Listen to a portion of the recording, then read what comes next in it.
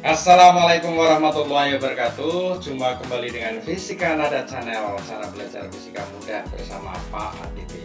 Oke, pada kesempatan kali ini kita sampai pada listrik dinamis bagian keempat, yaitu bagian terakhir. Kita akan membahas tentang daya dan energi listrik. Oke.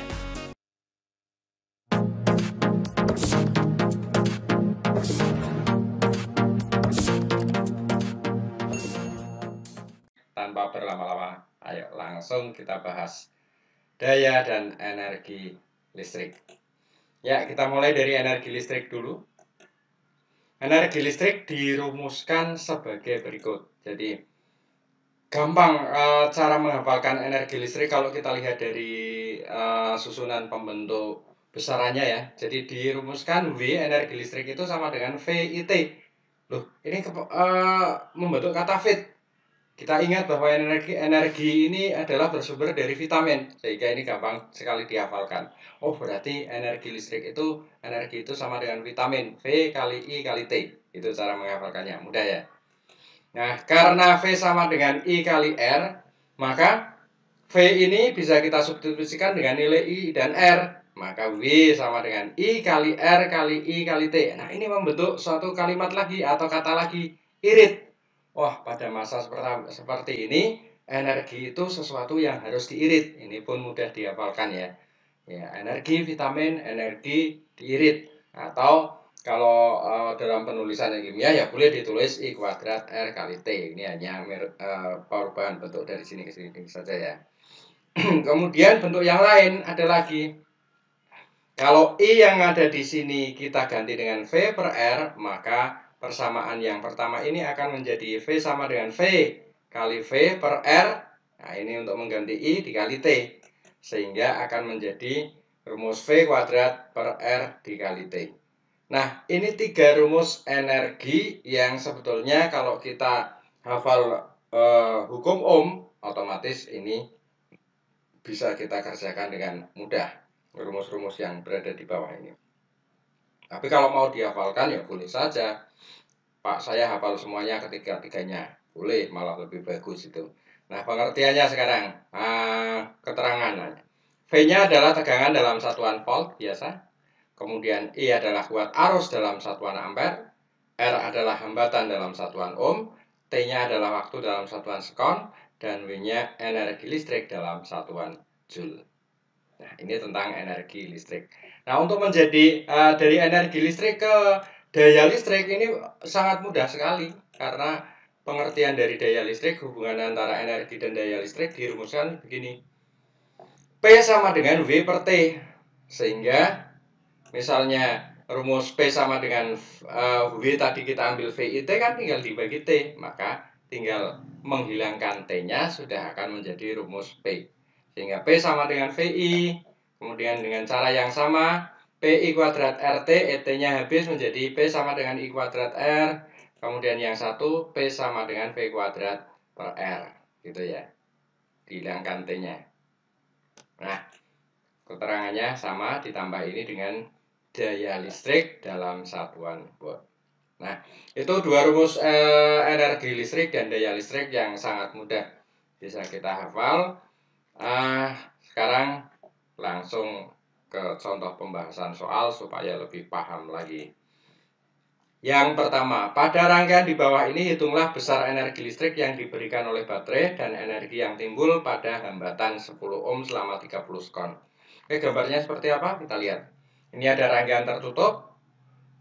GGL-nya adalah 12 volt, kemudian di sini ada dua buah hambatan 14 ohm dan 10 ohm mengalir arus sebesar I.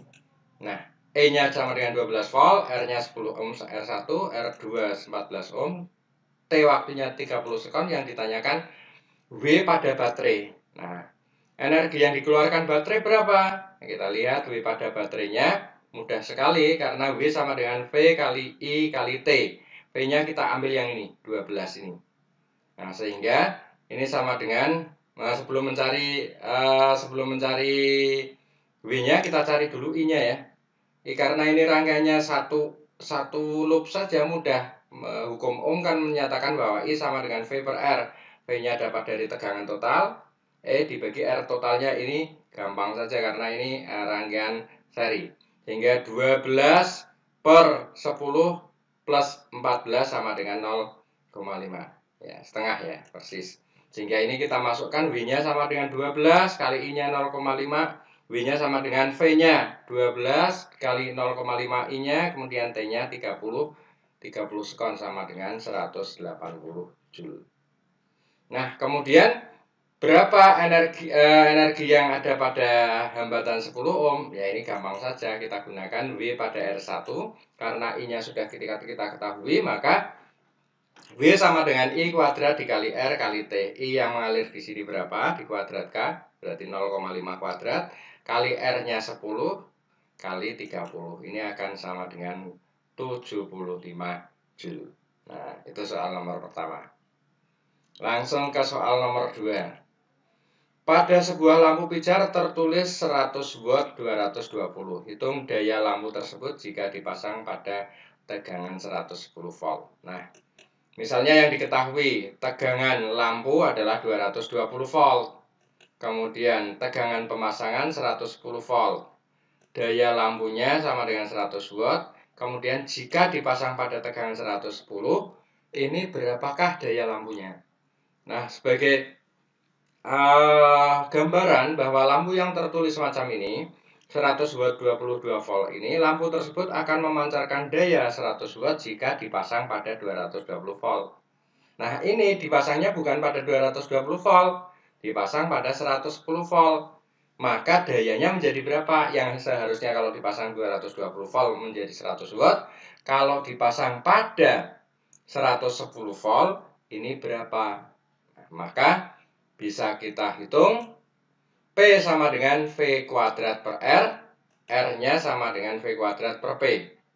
Nah, ingat, yang namanya R lampu itu sama, R lampu tidak berubah. Jadi untuk keadaan 1 dan 2 rumusnya sama, R sama dengan V1 kuadrat per P1. Pada keadaan 2 juga R-nya sama, V2 kuadrat per P2. Jadi nilai R ini nanti sama. Nah, kalau nilai R ini sama, maka persamaan ini sama dengan ini. Sehingga V1 kuadrat per P1 sama dengan V2 kuadrat per P2. Nah, maka akan menjadi, ini P pindah ruas ke sana ya, ini V1 kuadrat pindah ruas ke sini supaya mudah. Sehingga P2 per P1 sama dengan V2 kuadrat dibagi V1 kuadrat. Maka kita masukkan harganya saja. P2 dibagi daya lampunya 100. Kemudian 110 dibagi 220. Ini kuadratnya bisa jadikan 1 ya. 110 dibagi 220 setengah dikuadratkan 1/4. Sehingga P2 per 100 sama dengan 1/4. Dan P2 nya sama dengan 100. 1/4 dikalikan 100 sama dengan 25 watt. Artinya apa? Artinya jika tegangan pemasangannya tidak pada 220, lampu yang seharusnya menyala 100 watt ini hanya menyala dengan 25 watt karena tegangannya hanya 110 volt. Gitu ya. Ya. Dilanjut. Nomor 3. Sebuah instalasi rumah memiliki tegangan 220 volt dan arus maksimum 2 ampere. Hitung banyak lampu 18 watt yang dapat dipasang pada rumah ini. Ya, kita data dulu yang diketahui. Tegangan rumahnya 220 volt, arus yang mengalir maksimum 2 ampere. Kemudian ada lampu yang dayanya 18 watt. Yang ditanyakan berapa jumlah lampu yang bisa dipasang. Nah, untuk mengetahui jumlah lampu yang bisa dipasang, kita harus mengetahui dulu daya yang tersedia berapa. Nah, kita gunakan P sama dengan V kali I. Daya yang tersedia berarti 220, V-nya kali I-nya 2 ampere. Sehingga daya yang tersedia sama dengan 440 volt. Berapa jumlah lampu yang bisa dipasang? Ya berarti daya yang tersedia dibagi daya satu lampunya. Maka N-nya sama dengan 440 dibagi 18. Sehingga N-nya ketemu dalam pecahan 24,4. Karena ini yang ditanyakan banyaknya lampu kan tidak menggunakan angka pecahan, maka kita bulatkan ke yang terdekat. Ini berarti bulat ke bawah menjadi N sama dengan 24 lampu. Jadi dengan daya sebesar 440 watt ini, daya yang tersedia, kita bisa memasang 24 lampu yang masing-masing lampu mempunyai nyala 18 watt. Cukup gampang ya. Kita lanjut ke nomor 4. Nah, misalnya ada sebuah setrika listrik memiliki hambatan 100 ohm. Disuruh menghitung daya yang diterima setrika listrik tersebut jika dipasang pada tegangan 110 volt. Nah, tentu saja yang diketahui R dulu.